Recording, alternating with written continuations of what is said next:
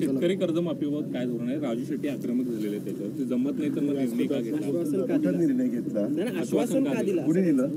राजू शेट्टी म्हणतात विधानसभा निवडणुकीच्या वेळी मी दिलं, मी दिलं, महायुतीने दिलं. नियोजन केलेलं आहे, बजेटमध्ये तरतूद केलेली आहे. मला गेल्याच आठवड्यात आदिती तटकरेंनी महिला बालविकास मंत्र्यांनी आठवण केलेली होती. लगेचच मी वित्त विभागाशी बोललो आणि ते पैसे वेळच्या वेळेला कसे जातील ह्याचं आपल्याकडं असणारे जे काही क्लास 1, क्लास 2, क्लास 3, क्लास 4 असे सगळा वर्ग जो आहे त्यांचं वेळेमध्ये पेमेंट होणं, आमच्या लाडक्या बहिणींचं वेळेत होणं पेमेंट, मानधन, त्या सगळ्या गोष्टीचं नियोजन, संजय गांधी निराधारचं वेळेमध्ये पेमेंट होणं, श्रावण बाळचं वेळेमध्ये हे होणं पेमेंट होणं, माझं दिव्यांगांचं वेळेमध्ये पेमेंट होणं, अशा सगळ्या गोष्टी. मागं तर यांनी विशेष सहाय्य डिपार्टमेंट सांभाळलेलं होतं, त्यावेळेस यांनी काही रकमा पण वाढून दिल्या. पूर्वी बरेच वर्ष 600 होतं, नंतर 1000 केलं, नंतर 1500 केलं.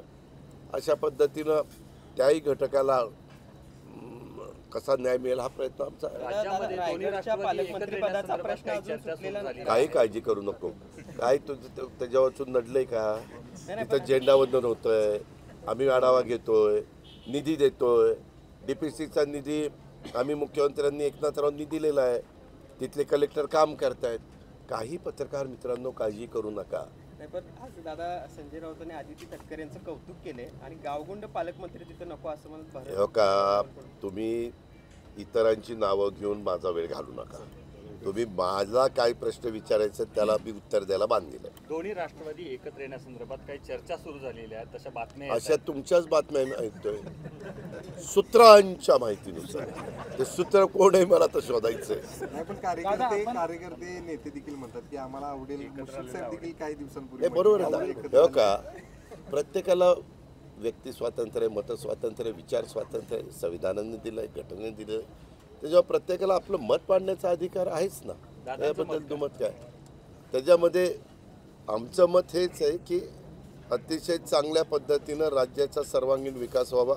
65 वर्षे झाली स्वर्गीय यशवंतराव चव्हाण साहेबांनी मंगल कलश आणून, मी काल पण बोलताना सांगितलं, आपलं अजून थोडंसं ते अधुरं राहिलं आहे. बेळगाव, कारवार वगैरे तो सगळा भाग, ते एक खंत सगळ्यांना आहे. आपण ज्या चंदगड तालुक्यामध्ये आहोत, तर त्या चंदगड तालुक्यात हेरे सरंजामच्या जमिनीचा खूप मोठा प्रश्न आहे, तो गेल्या अनेक वर्षांपासूनचा आहे. काय आहे? तर त्यासाठी काही खरं त्या जमिनीवरती लोन मिळत नाही, त्या जमिनी नावावर होत नाहीत. बघू, आम्हाला द्या व्यवस्थित, आम्ही त्याच्यातनं मार्ग काढायचा. रेव्हेन्यू मिनिस्टरशी बोलू. मागे असंच आपल्या कोकणातल्या जमिनीच्या बद्दलचं झालंय, म्हणजे खापरपंजोबाच्या नावावर आहे, त्यानंतर आजोबाच्या झाले नाही, मुलाच्या झाले नाही, नातवाच्या झाली नाही, असं ते सगळं झालेलं आहे. ते व्हायला पाहिजे म्हणून आम्ही जरा त्याच्याबद्दलचा आढावा घेतला होता. आणि आता नवीन टेक्नॉलॉजी आलेली आहे, ह्या नवीन टेक्नॉलॉजीचा संगणकीकरणाचा, अशा अनेक AIचा, आर्टिफिशियल इंटेलिजन्स, अशा सगळ्या गोष्टीचा वापर करून ज्याच्यातून काम सुरळीत योग्य पद्धतीनं पारदर्शक होईल ते करण्याचं धोरण हे राज्य सरकारने स्वीकारलं.